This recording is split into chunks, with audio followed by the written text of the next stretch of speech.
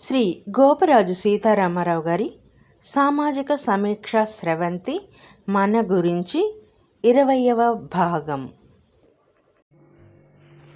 మనం ఉత్తమ భక్తుల గురించి మధ్యమ భక్తుల గురించి మాట్లాడుకున్నాం కదా.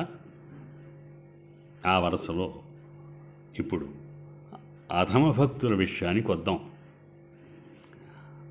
అధమ భక్తుల విషయానికి వస్తే ఉత్తమ భక్తులు 1%, మధ్యమ భక్తులు 90% పోగా మిగిలిన 9% మంది అధమ భక్తులు. ఈ 9% ఉండే అధమ భక్తులు 90% ఉండే మధ్యమ భక్తులతో లావాదేవీలు నడుపుతారు. నమ్మకం ఉన్న చోట అమ్మకం ఉంటుంది కదా. దైవభక్తితో దేవుణ్ణి నమ్మి వచ్చే భక్తులకి వారు దైవభక్తిని, దైవ దర్శనాన్ని, దైవ అనుగ్రహాన్ని దేవుని సన్నిధిలో దేవుని సాక్షిగా అమ్ముతారు. ఆలయ నిర్వహణ వంటి అనేక పేర్లతో ఎన్ని రకాలుగా వీలైతే అన్ని రకాలుగా భక్తుల్ని పిండుతారు. భక్తులు దేవుని మీద భక్తితో సమర్పించే దైవ కైంకర్యాలు ఎవరో పిండుకోవడం ఏమిటని మనకు అనిపిస్తుంది. అదిగో ఆ భావమే, ఆ నమ్మకమే అమ్మకానికి పునాది. ఇదేదో ఆషామాషి వ్యవహారం అనుకుంటే పొరపాటు. ఆ మధ్య సుమారు 10 ఏళ్ల క్రితం ఓ ప్రముఖ దినపత్రిక ఈ విషయం మీద పరిశోధన జరిపి విశ్లేషించి ప్రచురించింది. దాని ప్రకారం మన రాష్ట్రంలోని 7-8 ప్రసిద్ధ దేవాలయాల్లో శాలీనా వచ్చే ఆదాయం 36,000 కోట్లు.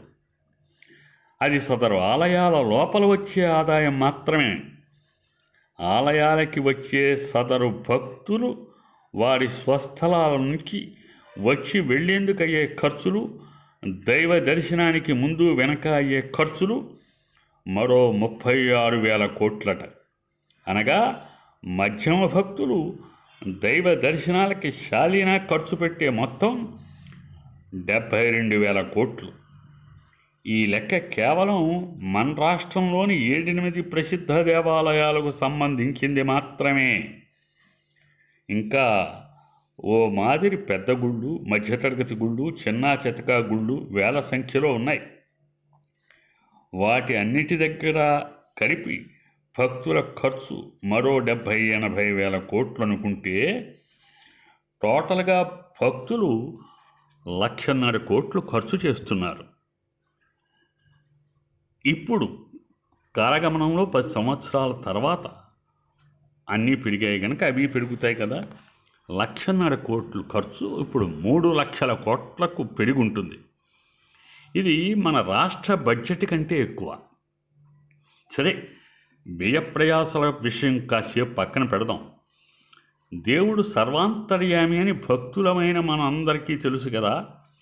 ఇందుగలడు అందులేడును సందేహము వలదు, ఎందెందుగాంచిన అందందేయగలడని చదువుకున్నాం కదా. అలాంటప్పుడు ఫలానా ఊళ్ళో ఫలానా కొండ మీద వెలిసిన దేవుడే మహిమాన్వితుడు అంటూ ఎందుకు పరుగులు తీస్తున్నాం? అలా అని దారి పొడుగునా కనిపించే చిల్లర దేవుళ్ళని మాత్రం వదులుతున్నామా?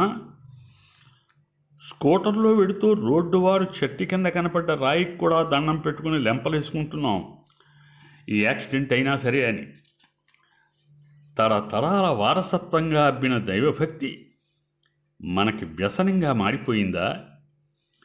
ప్రాణం లేని బండరాళ్ళు, ప్రేమకి స్పందించని పాషాణాలు, రాతి బొమ్మలు, ఉత్సవ విగ్రహాలు దేవుళ్ళు ఎలా అవుతాయి? అసలు ఈ విగ్రహారాధన ఎందుకో మన పూర్వీకులే చెప్పారు. మానవుడు కళ్ళు మూసుకుని మనసు దేవుని యందు లగ్నం చేస్తే భగవంతుని రూపం సాక్షాత్కరిస్తుంది. అలా సాక్షాత్కరించిన దేవుణ్ణి మనసా వాచా కర్మణ ధ్యానించాలి. కానీ దైనందిన జీవితంలో సాగించే జీవన సమరంలో సామాన్య మానవులు వారి మనస్సుని దేవుని యందు లగ్నం చేసేంత నిగ్రహం కలిగి ఉండరు గనక అట్టి నిగ్రహం లేని వారి కోసమే విగ్రహారాధన సృష్టించారట.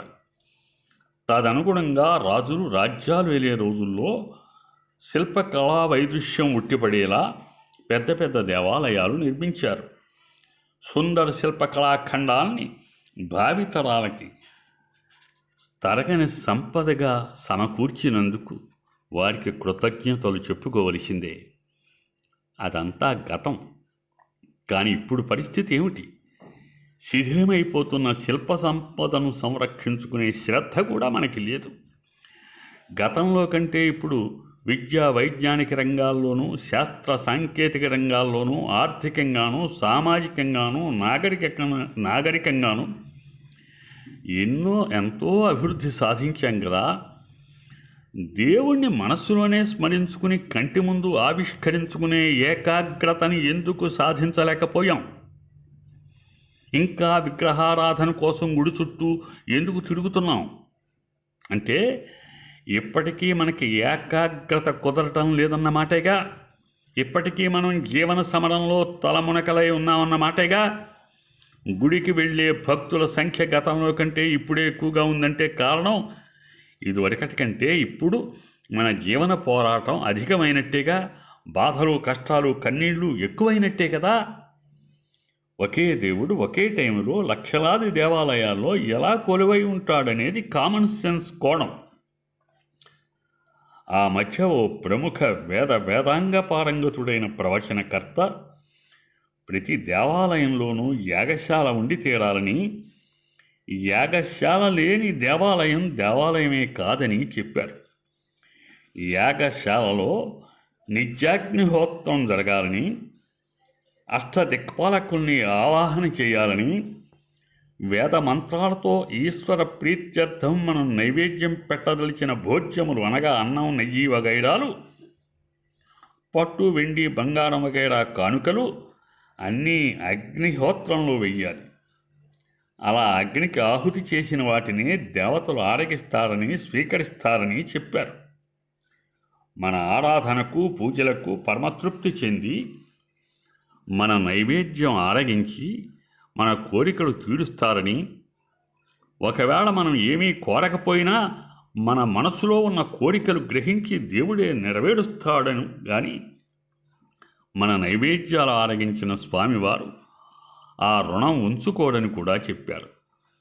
అయినా సరే మనం గుడికి ఎడుతూనే ఉంటాం, నైవేద్యాలు పెడుతూనే ఉంటాం, దైవప్రసాదం అంటూ మనమే తినేస్తామే కానీ నిజంగా దేవుడికి చేరడం కోసం అగ్నిహోత్రంలో వెయ్యం. మన కానుకలు ముడుపుల రూపంలో మూటలు కట్టి హుండీలోనే వేస్తాం. మరి వేదాల్లో చెప్పిన సనాతన సాంప్రదాయాల్ని ఏ మేరకు పాటిస్తున్నట్టు? పోని ఆ తర్వాత కాలంలో యోగి వేమన చెప్పిన మాటైనా విన్నామా? తోలు కడుపున దొడ్డవాడు ఉండగా రాతిగుళ్లలోన రాసిబోయ రాళ్ళు దేవులైన రాసులు మింగవా విశ్వదాభిరామ వినురవేమా అన్నాడు.